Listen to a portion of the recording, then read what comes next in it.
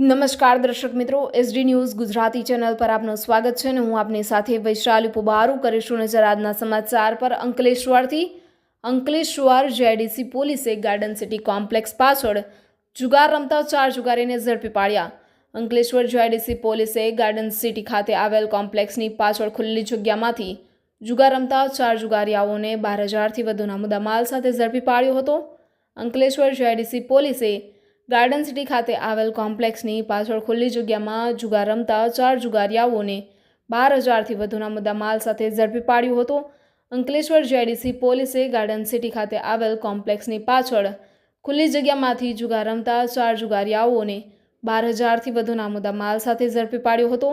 ભરૂચ જિલ્લા પોલીસ વડા મયુર ચાવડા અને ડીવાયએસપી પીસી પટેલ દ્વારા આપેલ સૂચનાના આધારે અંકલેશ્વર જેડીસી પોલીસ મથકના પીઆઈ આરએસ વાળાના માર્ગદર્શન હેઠળ પીએસઆઈ આરએ જાડેજા સહિતનો સ્ટાફ પેટ્રોલિંગમાં હતો અને તે દરમિયાન ગાર્ડન સિટી ખાતે આવેલ કોમ્પ્લેક્સની પાછળ ખુલ્લી જગ્યામાં જુગારધામ ચાલી રહ્યો છે જેવી બાતમીના આધારે પોલીસે દરોડા પાડ્યા હતા।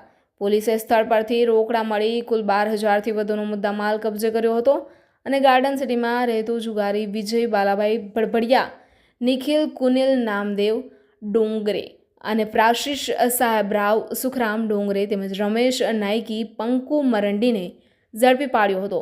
Reporter Jayesh Prajapati, SD news Gujarati, Ankleshwar.